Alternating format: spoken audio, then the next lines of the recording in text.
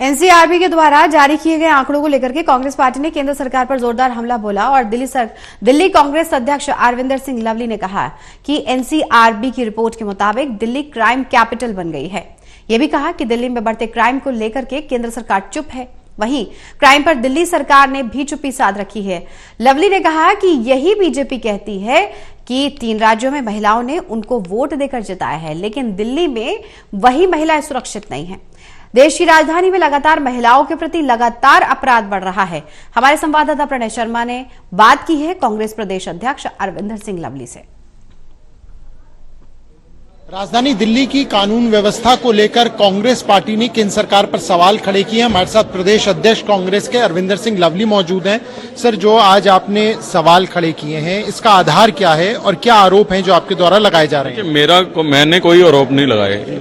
NCRB की report ये कह रही है कि क्राइम अगेंस्ट वुमेन और जनरल क्राइम में दिल्ली अव्वल दर्जे पे है।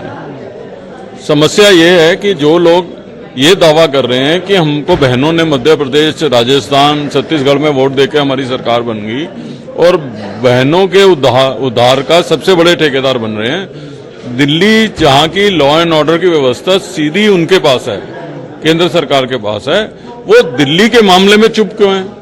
बात बात पे भारतीय जनता पार्टी शोर मचाती है। मैं दिल्ली बीजेपी से भी पूछना चाहता हूं कि एनसीआरबी के ये आंकड़े आने के बाद चुप क्यों है? मैं सिविल सोसाइटी के उन लोगों से भी प्रश्न करना चाहता हूं कि हम लोगों जो निर्भय के समय में मोमबत्ती लेके निकल गए थे रायसेना हिल में, आज वो कहां हैं? क्यों चुप हैं? क्या केवल ये एक राजनीतिक इशू है? और दिल्ली वालों के लिए तो हम लोगों के लिए शर्मनाक बात है कि मोस्ट पोल्यूटेड कैपिटल का टैग भी हमारे सिर पे। क्राइम अगेंस्ट वुमेन में भी दिल्ली अव्वल दर्जे में। तो ये सरकारें कर क्या रही हैं? और दिल्ली सरकार से कहना चाहता हूं कि लॉ एंड ऑर्डर के ऊपर दिल्ली की विधानसभा लगातार डिस्कशन करती रही है। आपने इसका एक उदाहरण दिया कि पहले जब शीला दीक्षित की सरकार थी तब इस मुद्दे पर चर्चा होती थी, लेकिन अब नहीं हो रही है, ये कहना है आप? इनके पास फुर्सत ही नहीं है। आप एक बयान बता दीजिए दोनों सरकारों में से किसी का इस एनसीआरबी के डाटा के बाद जो है कोई किसी का आया हो। फुर्सत ही नहीं है इनको। जब बाढ़ आती है तो बाढ़ के बारे में सोचते हैं, छठ आ जाए तो उस समय छठ के बारे में सोचते हैं, पोल्यूशन आ जाए अब 1 महीने के बाद कोई पोल्यूशन की बात नहीं करेगा। तो इनके पास फुर्सत ही नहीं है।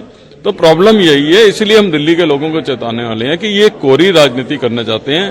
और एक तरफ हम कह रहे हैं कि दुनिया के सबसे शक्तिशाली देशों में भारत शुमार होने वाला है। जिस देश की राजधानी की महिलाएं सुरक्षित नहीं है, वो कैसे सबसे शक्तिशाली देशों में शामिल हो जाए? को लेकर अब कांग्रेस पार्टी का क्या स्टैंड है? और आपने कहा कि आपने पुलिस कमिश्नर को भी पत्र लिखकर उनसे समय मांगा है। बिल्कुल, कांग्रेस के प्रतिनिधिमंडल जाके उनसे मिलेगा और उनकी भी परेशानियां हम इस पे कोई कोरी राजनीति नहीं करना चाहते। हम जानते हैं कि पुलिस कर्मियों की भी अपनी मजबूरी है, उनके पास फोर्स कम है और हम को प्रेशर बनाना चाहिए केंद्र सरकार पे, दिल्ली में उपलब्ध कराए फोर्स को।